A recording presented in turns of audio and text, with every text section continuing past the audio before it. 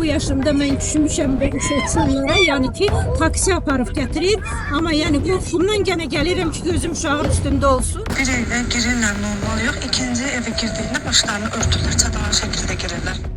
Bir neçə qadının kəndbəkənd gəzərək uşaq oğurlamağa cəhd göstərməsi ilə bağlı yayılan iddialar Marniyuli və Qardabani sakinləri arasında ciddi narahatlığa səbəb olub. Sosial şəbəkələrdə valideynlərin bir-birini ehtiyatlı olmağa çağıran paylaşımları, eləcə də həmin qadınların müşahidə kameralarına düşdüyü iddia edilən görüntülər əhali arasında təşvişi daha da artırıb. Xəbər yayılandan sonra oğlan onsuz da özümü aparıb getirdim. Kızı bu xəbərdən sonra özümü apardım getirdim. Son zamanlar sosial şəbəkələrdə uşaq oğurlamağa cəhd halları ilə bağlı iddialar yayılır.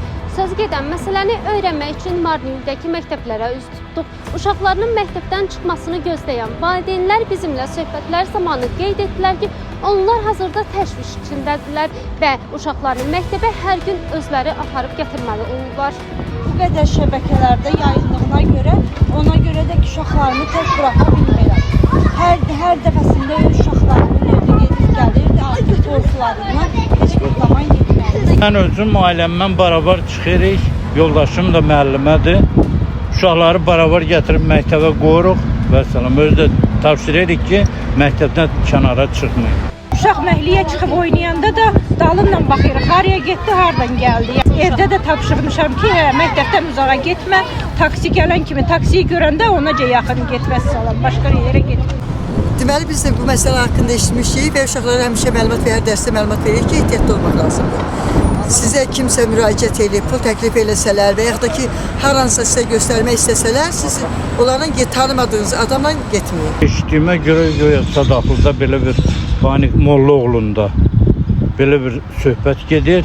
Bəlkə narahat keçirdim. Bəlkə birinin bir evladı var. Onu uğrasın, aparsın, orqanını çıxartsın. O nə günlə evlad gətiribdir dünyaya.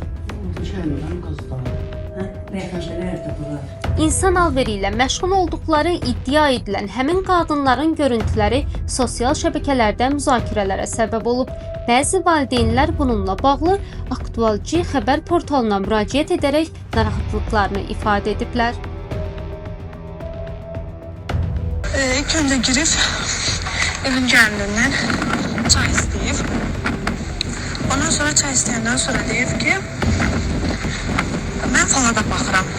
Ondan sonra yenə söhbət uzatmaqdan ötürü deyib ki, xəstə uşaq var, ona pul yığıram.